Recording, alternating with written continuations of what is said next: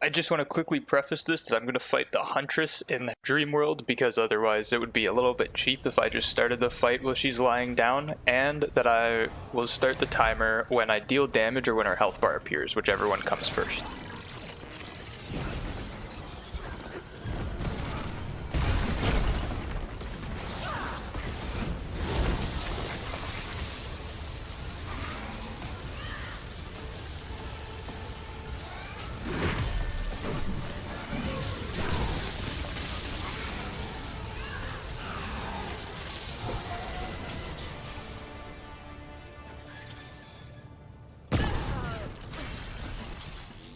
So here's just a quick build showcase for anyone who wants to see it. It's nothing special, it's just Havoc, Flamethrower Turret, these are my Relic and Fragments, my weapons, and then my rings and amulet.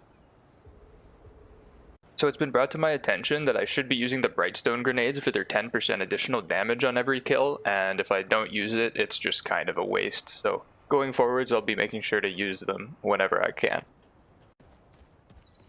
So this was actually a really fun build to create. I already made a build with weapon damage as the primary source and then another one with mod damage, so I figured, hey, why not use skill damage for the next one?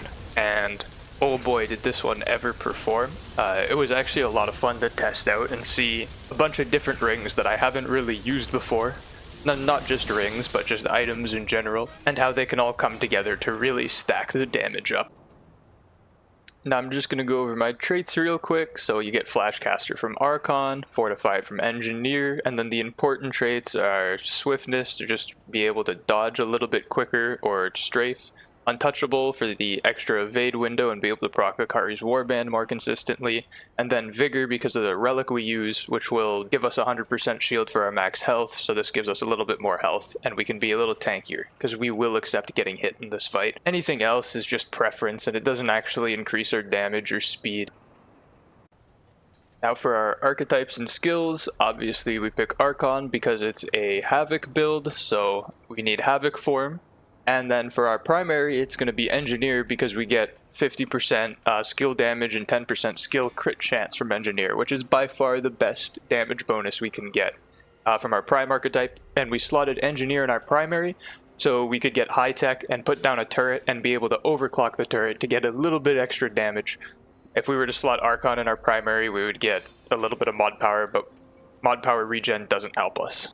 For our Engineer skill, we picked the Flamethrower turret just because it's the highest DPS turret out of the all of the available options. The extra burn damage from Flamethrower doesn't push it over the edge of Vulcan, regardless with burn or not. It beats Vulcan out, and it definitely beats out Impact Cannon in DPS. For our weapons, mods, and mutators, this one is actually not very important because this is mainly a skill build, so your primary, I don't use it at all. I just had Apelian because I was testing stuff, but it's not important. I used Dreamcatcher just because I was going into the Huntress's dream, so I didn't want to switch back and forth between melees, plus I don't use melees, so it's irrelevant. And I used Starshot just so I could start the fight off with a big bang, and when you have max charges it does a lot of damage, plus I have the Archon archetype, so it gives me a bunch of extra mod damage anyways, and I slotted in Failsafe for just a little bit extra mod damage. So for our Relic and Fragments, I picked the Shielded Heart because on use it'll grant a shield for 100% max health, which is why we use the trait Hardy, and we maxed that one out because it just gives us a bit of extra shield, as we're going to accept taking hits in Havoc form, so we can keep shooting lightning tendrils and keeping our DPS as high as possible. For our Fragments, I picked skill damage, elemental damage, and mod and skill cast speed. This is because skill damage is the main damage dealer in this build. Then we have mythic elemental damage because almost all of our damage is elemental. We have Havoc form, and we have the Big Bang doing fire damage, as well as we picked the Flamethrower turret. So we could do even more fire damage, and this will buff all of those.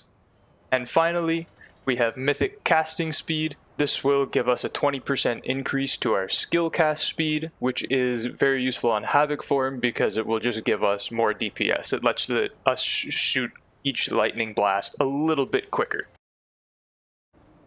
Now for our amulet and rings, we picked the silver ribbon because it just increases skill damage by 25%, which is wonderful. All of our damage in this build is basically from skill damage, so this will be the biggest buff we can get. Now you could say we could get a 30% bonus if we were to say use Vengeance Idol, but because we get haste as well for 15 seconds, haste will increase our havoc form fire rate by about 7%, I believe it is. So that is just a little bit of extra damage that we get out. Now for our other rings, we have Burden of the Gambler, because believe it or not, this is basically a skill crit build, and havoc form can't weak spot anyways, so we're not losing anything there. So we're just going to use this to increase our crit damage and crit chance. Same reasoning for Akari Warband. We actually use both of them in this build, just to maximize our damage even more. Then we have Burden of the Destroyer, which will increase all of our damage dealt by 15% while decreasing the range of our firearms, but because we don't actually shoot anything with our firearms, we only use mods and then quickly swap to skill damage. This is just a beautiful 15% upgrade to all of our damage. And finally, the Kinetic Cycle Stone will increase our skill cast speed by 20%, which is really important for Havoc form because this just makes our fire rate on Havoc form that little bit quicker.